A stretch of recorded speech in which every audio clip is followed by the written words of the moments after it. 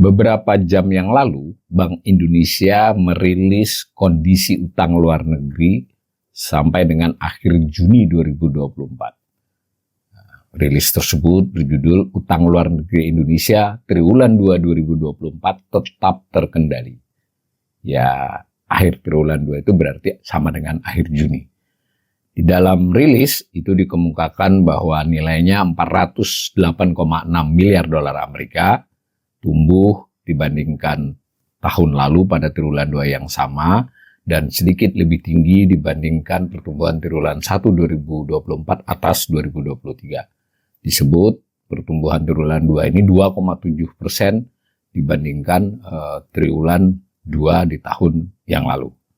Nah, ditandai dengan ULN pemerintah itu mengalami kontraksi. Kontraksi artinya utang pemerintah turun. Kemudian juga diinformasikan tentang ULN swasta yang meskipun naik tapi dianggap tetap terjaga, dan beberapa informasi lainnya dalam rilis tersebut misalnya terkait dengan rasio ULN ini utang luar negeri ya atas PDB yang di kisaran 29,9%. Diinformasikan pula dalam rilis bahwa sebagian besar berjangka panjang. Berjangka panjang artinya jatuh temponya masih lebih dari 1 tahun. Mencapai 85,7%. Nah, kalau dibaca rilis tersebut memang selalu begitu ya, Bank Indonesia sudah terbiasa jika merilis data, memberi informasi itu selalu nadanya nada positif ya. Sebagai otoritas mungkin maksudnya Bank Indonesia adalah memberi kepercayaan kepada pasar, kepada rakyat Indonesia. Tapi kita para pembelajar ekonomi tentu harus lebih kritis ya. Kita lihat angka-angkanya. Rilis tersebut disertai lampiran. Jadi rilisnya hanya sekitar 4 paragraf, lampirannya ada 70 halaman, sebagaimana dokumen begini. Jadi para pembelajar ekonomi sebaiknya terbiasa membaca lampiran yang cukup panjang ini, yang di dalamnya adalah tabel-tabel ya. Jadi banyak tabel, ada penjelasan datanya juga supaya kita bisa memakai dengan tepat apa maksud dari angka-angka itu. Nah, bagaimana media massa memberitakannya? Kalau dilihat sepintas, karena ini media massa mungkin hanya 1 jam, 2 jam, bahkan hampir bersamaan dengan rilis, maka memberikan judul ataupun sudut pandang yang relatif atas rilis saja. Mungkin belum sempat itu jurnalisnya untuk membaca lampirannya. Sehingga judulnya kita lihat nih, kalau dilihat judul-judul ini kontan, misalnya 2 jam yang lalu memberi judul Utang Luar Negeri Indonesia meningkat jadi 408,6 miliar. Tapi judulnya agak berbeda ya, ketika Bank Indonesia menyatakan terjaga, dia menyatakan naik. Tapi kebanyakan media meng-highlight bahwa terjadi kenaikan. Kompas demikian, lalu Antara. Nah, yang menarik ini Kompas misalnya menulisnya dalam rupiah ya. Nah, ini nanti ada beberapa media yang juga dengan rupiah, beda-beda jadinya karena masing-masing media mungkin memakai kurs yang jam berapa begitu atau atas dasar selisih-selisih sedikit. Ada yang 6.411, ada yang 6.409, 6.415. Nah, tetapi sebetulnya buat pembelajar ekonomi harus tahu ya bahwa kalau dirupiahkan, utang luar negeri itu harus mengacu kepada kurs tengah Bank Indonesia ya. Jadi bukan kurs yang real time. Kurs tengah Bank Indonesia itu sehari hanya keluar sekali. Tapi apapun ya itu masih bisa dipahami. Dari sudut berita mungkin rupiah lebih kelihatan wah ya. Ini kita lihat berita-beritanya sama, ada yang naik, ada yang meningkat. Nah, ada yang mengatakan tembus 6.409, 6.403 triliun ya rupiah. Yang penting yang sama itu adalah data utang luar negerinya. Karena seperti di tabel ini tadi, itu Bank Indonesia memakainya tidak rupiah ya, tetapi memakainya dolar Amerika. Nah, kembali kepada berita. Nah, beritanya seperti itu. Nah, ada liputan 6 yang sedikit meng-highlight utang luar negeri Indonesia naik jadi 6.403 triliun rupiah, masih aman. Nah, itu tetapi mungkin belum sempat diulas secara panjang lebar, hanya melihatnya dari rasio atas PDB. Sindo juga tetap menyebut naik, Okezone, Kata Data. Nah, Kata Data juga memakai tanda tanya masih aman, ada ulasan tentang hal itu. Nah, Metro News TV masih tetap terjaga tapi mengutip Bank Indonesia. Nah, kurang lebih begitu ya. Sama ini semua beritanya seperti itu. Nah, sampai sudah ada sekitar beberapa media yang mainstream sudah memberitakan semua. Nah, mari kita lihat sekilas tentang apa sih sebenarnya data yang terlihat di lampiran dan tahun-tahun sebelumnya. Ini kalau kita lihat,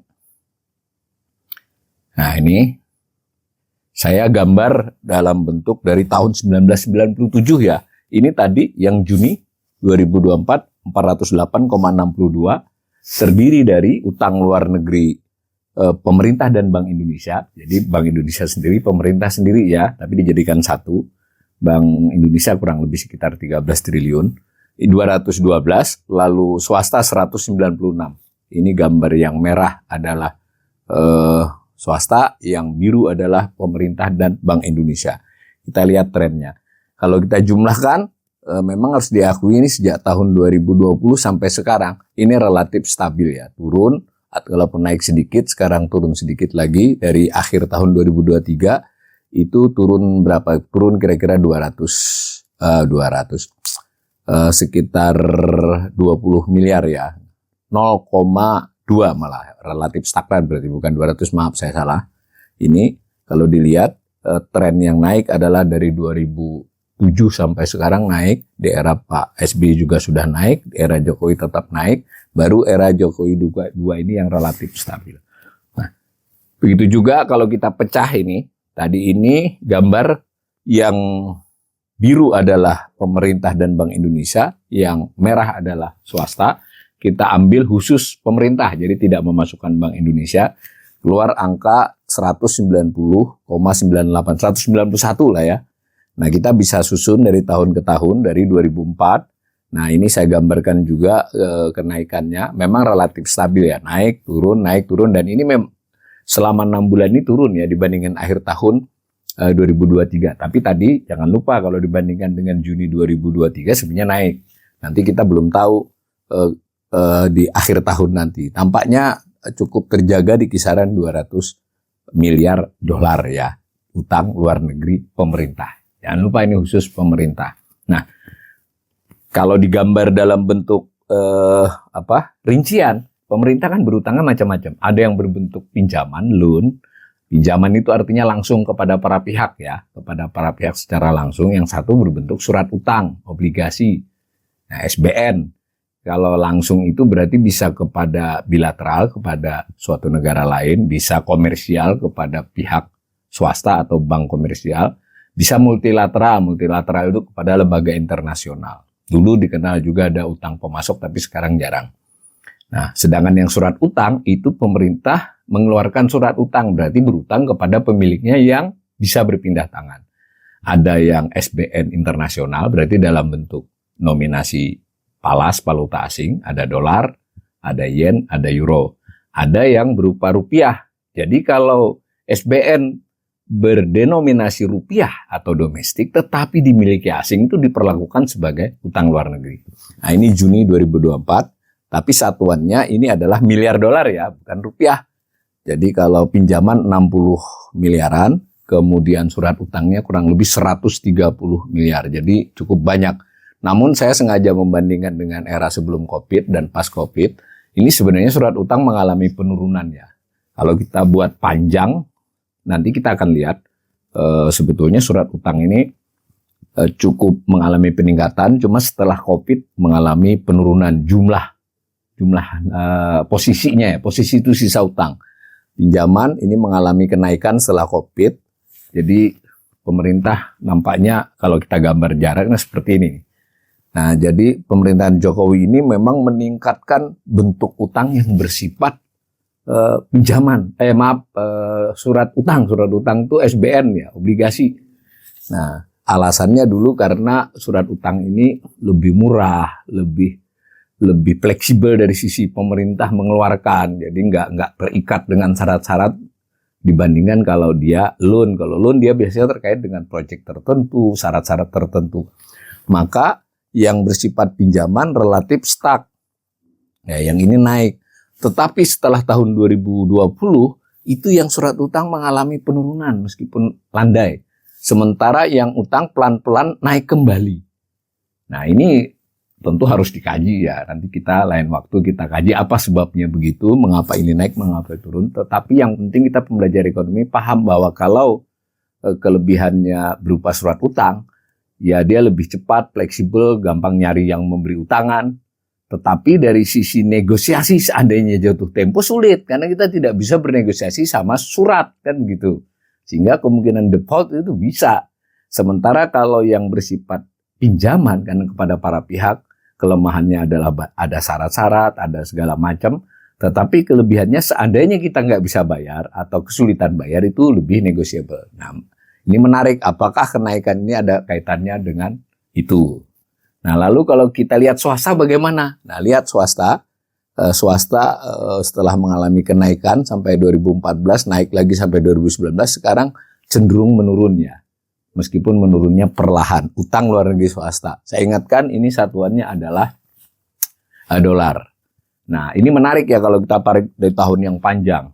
Di tahun yang lama itu swasta itu sempat lebih kecil lalu jadi lebih besar. Ini saya punya catatannya, kita cari. Jadi sebelum Soeharto itu utang luar negeri swasta sangat kecil jumlahnya. Umumnya merupakan WLN perusahaan asing yang masih boleh beroperasi di Indonesia. Berubah drastis sejak 70-an, arus utang luar negeri swasta itu meningkat. Dan di jelang akhir Soeharto, swasta lebih besar dari pemerintah utang luar negerinya. Nah, tadi kalau kita lihat ke sini pelan-pelan setara dan sedikit turun, kadang sedikit di atasnya. Jadi relatif utang luar negeri swasta dan pemerintah ini belakangan nyaris sama ya. Pemerintah tapi tidak termasuk Bank Indonesia. Kalau disederhanakan dahulu salah satu pemicu atau yang memperparah krisis adalah karena WLN swasta jauh lebih besar dari WLN pemerintah. Nah, salah satu yang menarik juga, dan ini tadi belum ada disoroti oleh berita, karena mungkin belum sempat jurnalisnya untuk membaca dokumennya, itu salah satu jenis utang luar negeri adalah, bukan jenis ya, para pihaknya, itu BUMN. Jadi BUMN itu utang luar negerinya dicatat sebagai utang luar negeri swasta, bukan utang luar negeri pemerintah. Nah, dari jumlah swasta yang 196,52 miliar per Juni 2024 tadi, itu sebanyak kurang lebih 23,41% adalah utang luar negeri BUMN. Nah ini ya, sebanyak 46 miliarnya adalah BUMN. Ini memang menurun dibandingkan di tahun 2021, tetapi kalau dibandingkan di masa yang lampau, di era SBY, itu utang luar negeri BUMN itu tidak besar ya, porsinya terhadap utang swasta meningkat. Jadi laju utang luar negeri BUMN lebih melampaui laju yang non BUMN, yang perusahaan swasta biasa. Tetapi setelah COVID ini nampaknya mulai pelan-pelan menurun kembali, baik nominal maupun porsinya.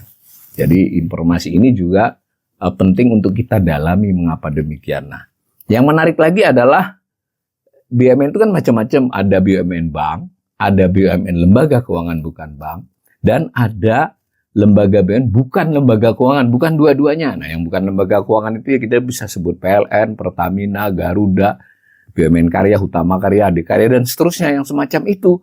Nah, trennya dia sempat menaik sangat pesat. Mungkin ini seiring dengan, bukan mungkin lagi ya, seiring dengan proyek strategis nasional atau apapun jenisnya semacam itu, infrastruktur, maka ada lompatan jumlah utang luar negeri BUMN yang bukan lembaga keuangan.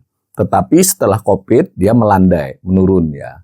Dan porsinya pun yang di dalam BUMN tadi itu 82% ya. Jadi kebanyakan utang BUMN itu utang BUMN dari lembaga bukan keuangan. Nah, itu untuk kalau nanti kita kaji lebih lanjut, risiko utang luar negeri itu ada di utang luar negeri di BUMN, salah satu yang utama. Nah, secara umum laporan Bank Indonesia menyebut tentang rasio utang luar negeri atas PDB yang relatif stabil di 30%-an. Tapi itu terjadi sejak tahun lama ya, sejak 2007-an. Jadi beda nih dengan rasio utang pemerintah atas PDB lain ya. Ini khusus utang luar negeri. Para pembelajar ekonomi harus hati-hati nih. Kalau kita sebut utang pemerintah itu ya terdiri dari utang pemerintah yang luar negeri dan yang dalam negeri.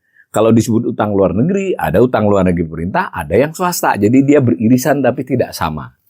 Nah, rasionya stabil di 30%. Nah, dengan kata lain, tidak berlebihan juga kalau Bank Indonesia menyatakan utang luar negeri masih terjaga, risikonya masih aman, dan seterusnya. Tetapi dari uraian saya tadi, risikonya ada di beberapa rinciannya. salah satunya adalah utang luar negeri BUMN. Nah, kalau kita dalami lagi nanti, memang tadi jangka pendek, jangka panjang untuk keseluruhan utang luar negeri. Tapi untuk khusus BUMN bagaimana jangkanya? Sayang, publikasi Bank Indonesia tidak menyodorkan itu. Ini harus kita kaji dengan cara lain. Sehingga boleh saya menilai bahwa secara umum memang risiko utang luar negeri kita masih terjaga, jumlahnya juga terjaga. Tetapi informasi kepada publik tentang detail-detail di utang luar negeri BUMN kurang kita ketahui. Tahu-tahu ada berita BUMN ini default seperti yang terjadi pada Garuda dan yang lain-lain. Kita tidak tahu nanti ke depannya bagaimana. Mudah-mudahan hal tersebut tidak terjadi.